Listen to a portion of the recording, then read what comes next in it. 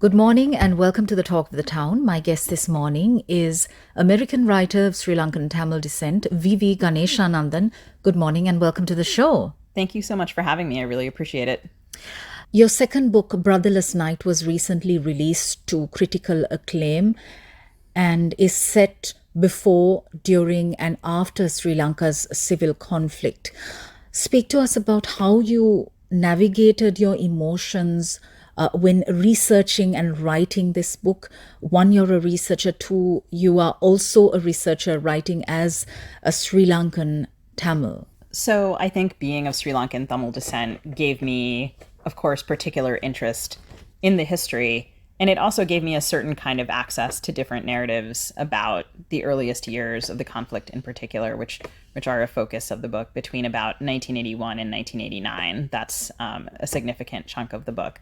So as someone who is a part of the community, I am someone who is able to hear sometimes community storytellers talk about their experiences during the war.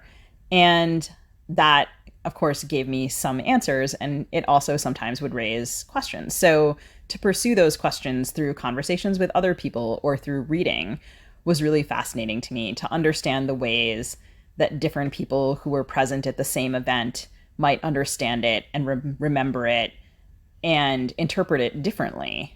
And the ways that those stories coexist, overlap, and argue with and exchange narratives has been something that's been really rewarding. And I think I've learned a lot, actually, by writing the book. Education is a powerful tool to transform lives. However, across decades, across the world, we've seen how education has been used as a weapon to divide and exclude communities, to keep people ignorant, keep people desensitized. We see the othering of communities. As an educator yourself, you're an associate professor at the University of Minnesota, looking at Sri Lanka from the outside now.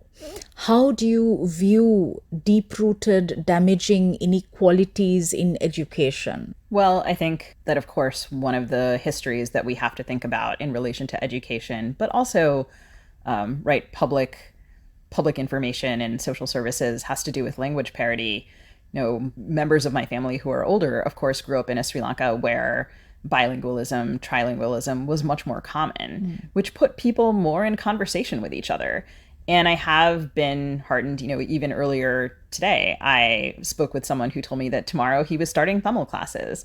So I do hear, members of some communities interested in languages of other communities and, people who want to learn English or Sinhala or Tamil. So I think that is something that it would be great to see more and more support and opportunities for that.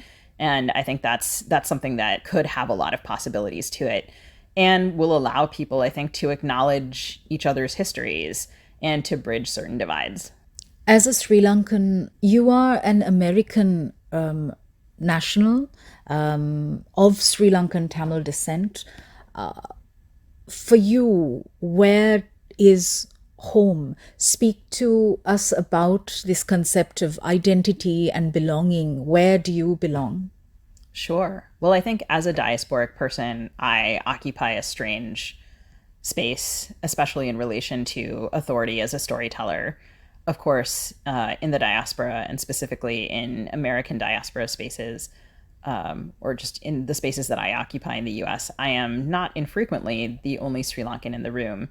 And sometimes that means people invest me with an authority that I don't want, actually.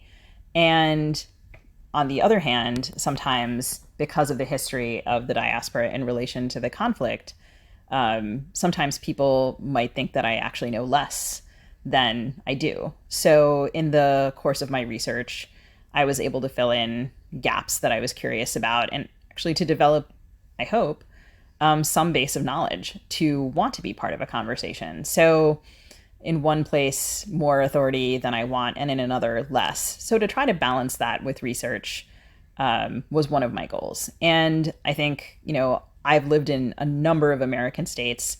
I still consider all of those states home. I feel that I'm going home when I go to any of those places. And I also feel to some extent that I'm coming home when I come here. There are conversations, people, relationships, certain varieties of understanding and belonging that are only available to me here. So that's very special. All right. Thank you very much, Vivi Ganeshananthan, for sharing your perspectives. For the complete interview, you can access our Newsfirst YouTube page. Thank you, and it's back to the studio.